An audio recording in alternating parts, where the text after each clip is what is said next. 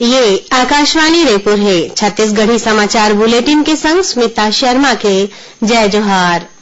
राष्ट्रपति रामनाथ कोविंद शिक्षक दिवस के मौका में आज नई दिल्ली में 46 जन शिक्षक मन ला राष्ट्रीय शिक्षक पुरस्कार दीन।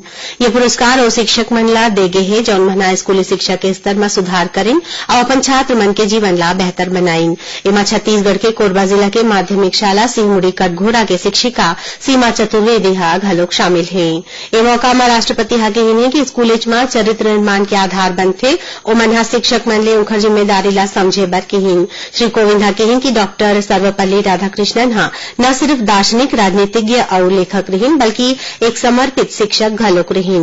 उन्हें प्रधानमंत्री नरेंद्र मोदी शिक्षक मन ले आग्रह करिन है कि ओमन एक घाव उपयोग में आने वाला प्लास्टिक के उपयोग ला खत्म करे में अपन भागीदारी देवे।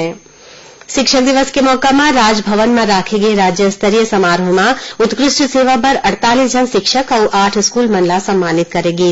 राज्यपाल अनुसुईया उइके ये शिक्षक मन ला श्रीफल, प्रशस्ति पत्र और पुरस्कार की राशि प्रदान करें। समारोह की अध्यक्षता मुख्यमंत्री भूपेश बघेल करें। ये मौका में 44 जन शिक्षक मन ला राज्य शिक्षक सम्मान के रूप में 21-21 हजार रुपया देगी। उन्हें 4 जन शिक्षक मन ला प्रदेश के महान साहित्यकार मन के नाव में स्मृति पुरस्कार के रूप में 50-50 हजार रुपया देगी।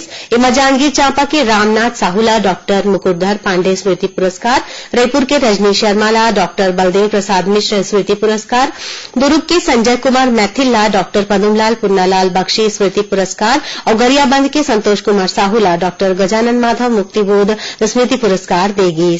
समारोह में राज्यपाल लइका मन ला सैद्धांतिक ज्ञान दे जाए के संगे संग व्यवहारिक ज्ञान घलोक दे जाए पर जोर दिन। एकर अलावा ओमन शैक्षणिक कार्य में नवाचार के प्रयोग करे के जरूरत बताइन। ओमन कहिन कि शिक्षक ही लइका मन के रुचि ला समझ सकथे और उनकर मन के अंदर छिपे प्रतिभा ला निखार सकथे। वहीं मुख्यमंत्री पूर्व राष्ट्रपति डॉक्टर सर्वपल्ली राधाकृष्णन ला नमन करत राष्ट्र निर्माण में उनकर योगदान के सोरता करें। राज्य में होवैया नगरीय निकाय चुनाव पर मतदाता सूची में नाव जोड़े, सुधारे और हटाए के संबंध में लोगन ले दावा आपत्ति काली ले 16 सितंबर तक ले जाही। ऐसने पंचायत चुनाव पर 27 सितंबर ले 5 अक्टूबर के बीच दावा आपत्ति ले जाही।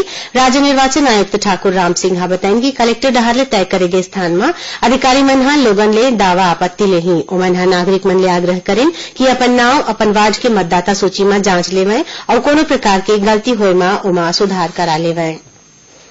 प्रदेश में सार्वजनिक वितरण प्रणाली में सामान्य परिवार एपीएल बर नवा राशन कार्ड बनाए के काम काली ले शुरू होही जौन 10 अक्टूबर तक चलही। एपीएल कार्डधारी परिवार मन ला सदस्य संख्या के आधार में राशन दे जाही। एक सदस्यीय परिवार ला 10 किलो चावल, 2 सदस्यीय परिवार वाले ला 20 किलो चावल और 3 या ओखर ले ज्यादा सदस्य वाले परिवार ला 35 किलो चावल हर महीना दे जाही। खाद्य मंत्री अमरजीत भगत अधिकारी मन ला सामान्य परिवार के राशन कार्ड समय सीमा में बना के दे जाए के निर्देश है। नवा राशन कार्ड बनाए बर आवेदन पत्र 10 ले 17 सितंबर तक ग्रामीण क्षेत्र में, पंचायत स्तर में और शहरी क्षेत्र में वार्ड स्तर में निर्धारित आवेदन ले जा सकत है। उन्हें ये केंद्र मन में शासकीय कार्य दिवस में बेहनिया 9 बजे ले मझनिया 12 बजे तक और मंझनिया 3 बजे ले संझा 6 बजे तक आवेदन जमा हो जाही। नवा राशन कार्ड पर पात्र और अपात्र पाए गए आवेदक मन के सूची 22 सितंबर तक जारी करे जाही। सूची में दावा आपत्ति 25 सितंबर तक करे जा सकत है। नवा राशन कार्ड के वितरण 2 ले 5 अक्टूबर तक करे जाही। राज्य शासन प्रदेश में अनुसूचित जाति, जनजाति और दूसरा पिछड़ा वर्ग के संगे आर्थिक रूप ले कमजोर सवर्ण मन बर 82% आरक्षण दे जाए के अध्यादेश जारी करें है। एमा अनुसूचित जाति ला 13, अनुसूचित जनजाति ला 32, अन्य पिछड़ा वर्ग ला 27% और आर्थिक रूप ले कमजोर वर्ग ला 10% आरक्षण दे जाही। राजपत्र में प्रकाशन के बाद पूरा प्रदेश में ये व्यवस्था लागू हो गई हवै। विधि और विधायी विभाग डहर ले जारी ये अध्यादेश के अनुसार प्रथम, द्वितीय, तृतीय और चतुर्थ वर्ग के रिक्त पद के भर्ती में यह आरक्षण लागू होही। बालोद जिला की डोंडी लोहारा विकास खंड के ग्राम माटरी और हितकसा के बीच केरी नाला में एक ठन गाड़ी के बोहाले एक परिवार के 6 जन मन के बोहा गए। बहुत प्रयास के बाद गोताखोर और जिला प्रशासन की टीम एक जन मन के शव ला बरामद करी है। उन्हें 3 जन अभी तक लापता हैं और बाकी 2 जन कैसनो तरीका ले तैर के अपन जान बचाए हैं। प्रदेश में ग्राम पंचायत विकास योजना निर्माण पर अवैया 2 अक्टूबर ले 31 दिसंबर तक सबकी योजना सबका विकास कार्यक्रम कराए जाही। एकर बर ग्राम पंचायत में काम करैया ग्राम पंचायत सचिव ला नियुक्त करे गे हवै। एक संग छत्तीसगढ़ी समाचार बुलेटिन इहे सिरावत है। जय जोहार।